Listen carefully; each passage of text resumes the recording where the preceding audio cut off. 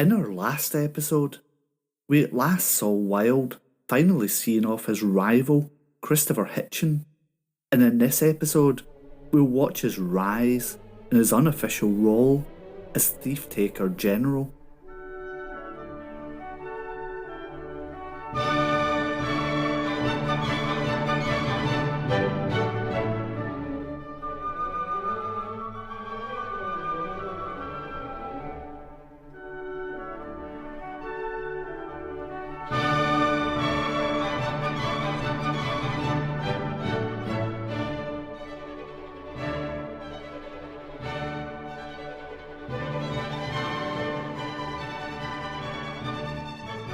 Hi, and welcome back to the Historical Crimes and Criminals podcast. I'm Steve, your host. The role of Thief-Taker was required as there was no official police force, and with the demise of Hitchin, Wild had slowly established himself as London's law. And with Wild's position, cunning, and skills, it gained him power over most thieves in London, insomuch that if he wanted to see them, they had better hurry and attend. They knew he had information he could use against most of them, and their lives were absolutely in his power. If they rejected his proposals, or proved resistant to his demands, he would address them in the following way: "If you ever see me again, you see an enemy." It was therefore an extraordinary influence that Wild obtained over the thieves, both given his position to ensure convictions against these criminals, but also to use his talents to ensure their freedom, even when caught in criminal activities. His usual method, when his accomplices were apprehended and he was not able to prevent their being brought to trial, he would contrive strategies for keeping the principal witnesses out of court, so that they were generally dismissed in defect of evidence. Wild was the most ruthless enemy to those who were stupid enough to reject his terms and dispose of their stolen items independently. Given the relative size of London and Wild's knowledge of the underground method of disposal of goods, it was scarcely possible for them to escape his vigilance. And by the convictions of these criminals, he obtained the rewards offered for conviction at £40 a head, and it greatly extended his dominance over the other thieves, who considered him with a kind of awe, whilst at the same time established his character standing as the champion of the law. Indeed, although not officially recognised as Thief-Taker General, Wild was in 1720 consulted by the Privy Council about the increase in crime in London. Wild suggested a higher reward to those who turned in criminals, and the council increased this reward to £100 a head for criminals within the London area. It was the practice of Wild to instruct those he employed as how to conduct themselves, but if they neglected to observe his rules or were guilty of any kind of error in the schemes he suggested, it was to be understood he would ensure them convicted at the next sessions. He was asked how it was possible that he could carry on the business of restoring stolen effects and yet not be in league with the robbers, and his replies were always, "My acquaintance amongst thieves is very extensive, and when I receive information of a robbery, I make inquiry after the suspected parties, and leave word at proper places that, if the goods are left where I appoint, the reward shall be paid, and no questions asked. Surely no portion of guilt can fall upon me, for I hold no interviews with the robbers, nor are the goods given into my possession." But Wild was involved in every aspect of crime. A lady visited Piccadilly, and her servants, leaving her sedan at the door, went to a nearby pub house. On return, the vehicle was stolen. The men immediately went to Wild, informed of their loss, and he gave them the usual fee. They were asked to call upon him again in a couple of days. On the second visit to Wild, he extorted from them a reward and then directed them to attend the chapel in Lincoln's Inn Fields the following morning during the times of prayer. The men went according to the appointment and found under the piazza of the chapel the chair. A young gentleman named Knapp took his mother to Sadler's Wells. On returning, they were attacked about 10 at night near Gray's Inn by 5 men. Knapp was knocked down and his mother cried out for help, and she was shot, falling down dead.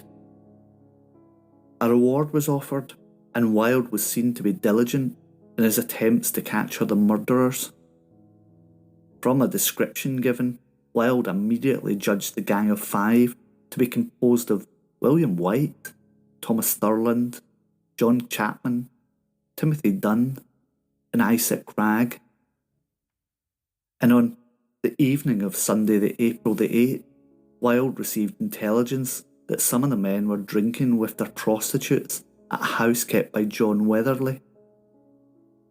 He went to Weatherly's, accompanied by his assistant, Isaac Abraham, and there they caught William White.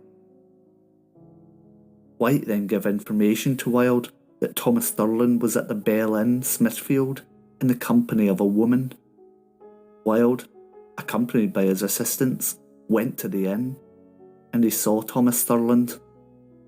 Thurland had 2 pistols, but by being suddenly seized, he was not able to make use of the weapons and taken into custody. The chase continued on the following night to a house in White Horse Alley, Drury Lane, where they apprehended John Chapman. And shortly after, Wild apprehended the 4th member of the gang, Isaac Ragg, at a public house at St Giles. Being taken before the magistrate, in the course of his examination, Ragg, in order to save his own neck, impeached 22 accomplices, charging them with being housebreakers, street robbers, and receiving of goods.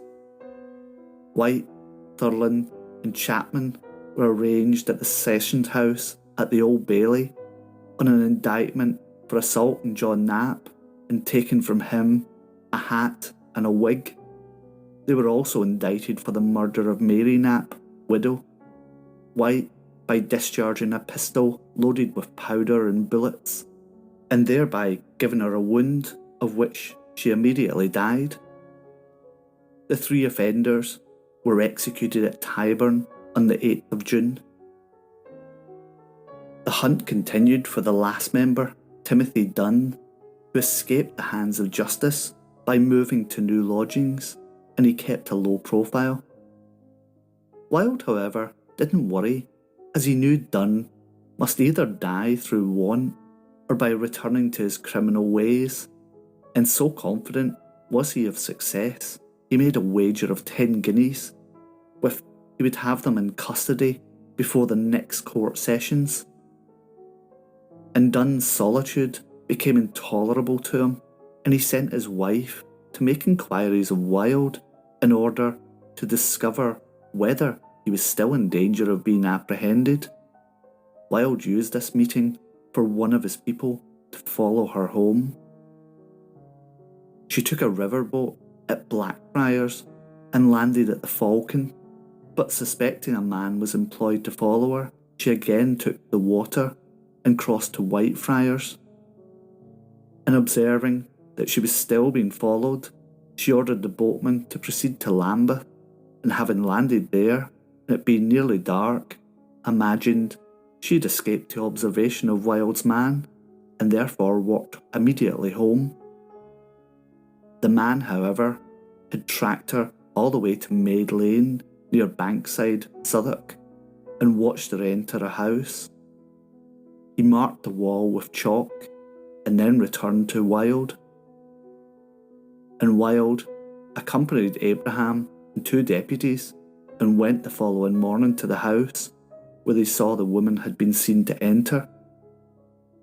Dunn, hearing a noise and suspecting he was going to be discovered, got through a back window on the second floor upon the roof of the pantry and the bottom, which was about 8 feet from the ground. But Abraham was waiting, fired a pistol, wounding Dunn in the arm. He fell from the pantry into the yard. After the fall, one of the other deputies fired and wounded him in the face with a small shot.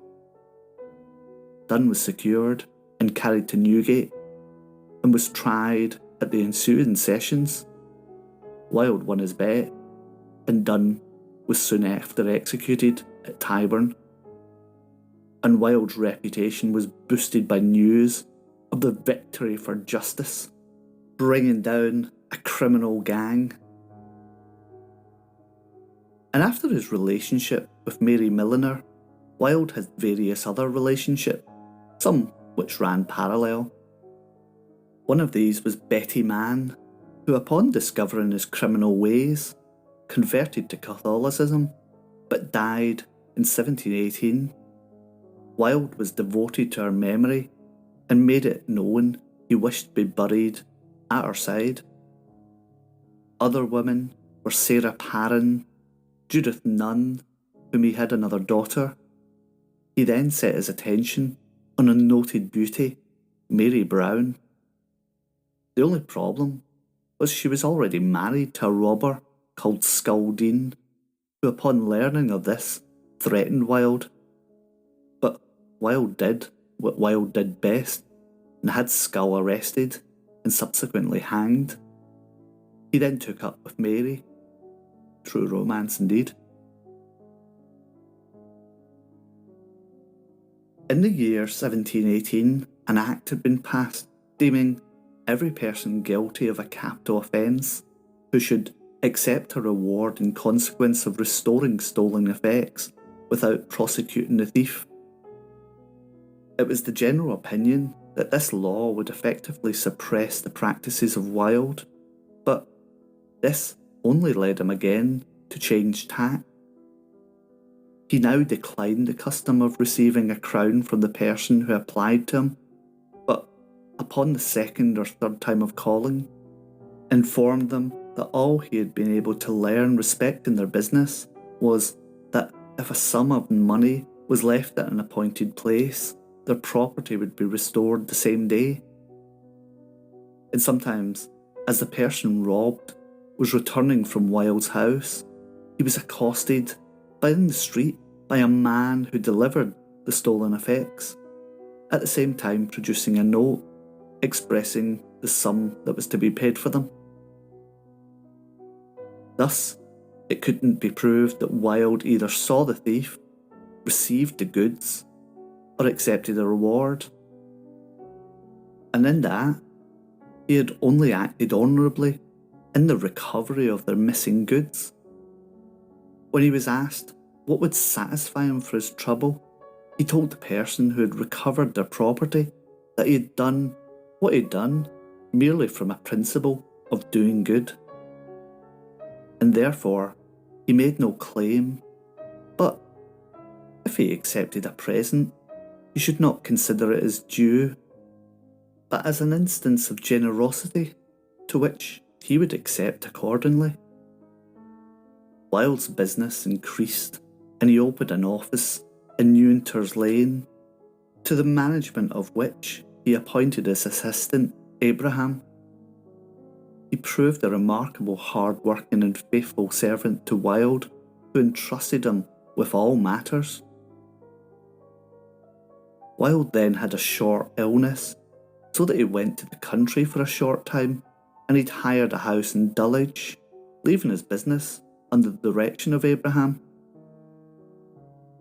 And during this time, a lady had her pocket picked of banknotes to the amount of £7,000.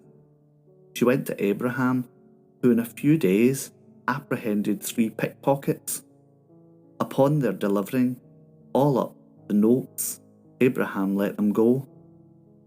When the lady returned to Abraham, he gave her the money, and she made him a present of £400, which he delivered to Wild. The 3 pickpockets were afterwards apprehended for other offences and transported, one of them carefully concealing a banknote for £1,000 in the lining of his coat. And on arrival in Maryland, he procured cash for the note. Having purchased his freedom, he then went to New York. He is said to have assumed the character of a gentleman, and his story lost in time. Margaret Dodwell and Alice Wright went to Wild's house asking for a private talk with him. Observing one of these women to be with child, Wild imagined she might want a father to her unborn baby, but it was also part of his business to procure persons to stand in place of the real father. Being shown to the other room, Dodwell spoke in the following manner: "I do not come, Mr. Wild, to inform you that I have met with any loss, but I wish to tell you to do something. If you follow my advice, you may acquire £1,000, or perhaps many thousands." Wild showed interest in an enterprise so highly lucrative, and the woman proceeded thus: "My plan is this. You must provide 2 or 3 strong men who will undertake to rob a house in Wormwood Street near Bishopgate. This house is kept by our employer, a cane maker named John Cook, who has a lodger, an old lady, immensely rich, and she keeps her money in a box in her apartment, and she's now gone to the country. One of the men must find an opportunity to get into the shop in the evening, conceal himself in the saw pit there. He may let his companions in when the family are sleeping. It may be particularly necessary to secure 2 apprentices and a boy who lie in the garret. When the boys have been secured, there will be no difficulty getting possession of the old lady's money, as her room is under that which the boys sleep. In the room facing that of the old lady, Mr. Cook and his wife sleep, and indeed, I think it would be as well to knock him on the head, for then his drawers may be rifled, as he's never without money." Having heard the above proposal, Wild took the women into custody and lodged them in Newgate. It's not known, either from a principle of virtue or justice, but he certainly suspected that their plan was to draw him into a trap. Wild prosecuted Dodwell and Wright for a misdemeanour, found each guilty, and they were sentenced to 6 months' imprisonment. Wild again showed his ingenuity in 1723 when Quill Arnold, one of Wild's right-hand man, was accused of stealing a pair of silver buckle shoes from the house of Martin Bellamy, a well-known thief who'd forged Wild's signature to cash a note in hand in his name worth 9 guineas. And Quilt was facing a hanging offence. On the trial, Wild testified that he'd ordered Quilt to enter Bellamy's home and bring Bellamy with him. Quilt was unable to find him, but he brought the shoes as proof of her being there. Wild emphasised how important Quilt was to apprehending dangerous criminals and making London a safer place. And Quilt was acquitted of his charges. Walking past an inn near Smithfield one day, Wild spotted a large trunk in the yard, and suspecting it may contain property of value, he instructed one of the thieves he employed to carry it off. The man he used for this was named Jeremiah Rann, and he was believed to be one of the most dexterous thieves in London. Having dressed himself so to look exactly to resemble a porter, he carried the trunk away without being observed. And Mr. Jarvis, a whipmaker by trade, and the proprietor of the trunk, discovered his loss, and he then applied to Wild, who returned him the goods in consideration for receiving 10 guineas. But sometime later, a disagreement took place between Wild and Wild had Ran apprehended on charges. Ran was tried and condemned to death, but the day before Ran was executed, he sent for Mr. Jarvis and related to him all the particulars of the trunk. And Wild was threatened with prosecution by Mr. Jarvis. But luckily for Wild, all these worries arising were soon dissipated by the unexplained and untimely death of Mr. Jarvis. The above-mentioned stories are just a small representation of Wild's criminal deeds. There have been many books written about Wild, and Wild's story is also closely linked to Jack Shepherd, an inept criminal but famous for escaping prison 4 times, and that's for a completely separate episode in the future. But that's it for part 2. Join me again next week for the concluding episode and the downfall of Jonathon Wild. And until then, bye bye.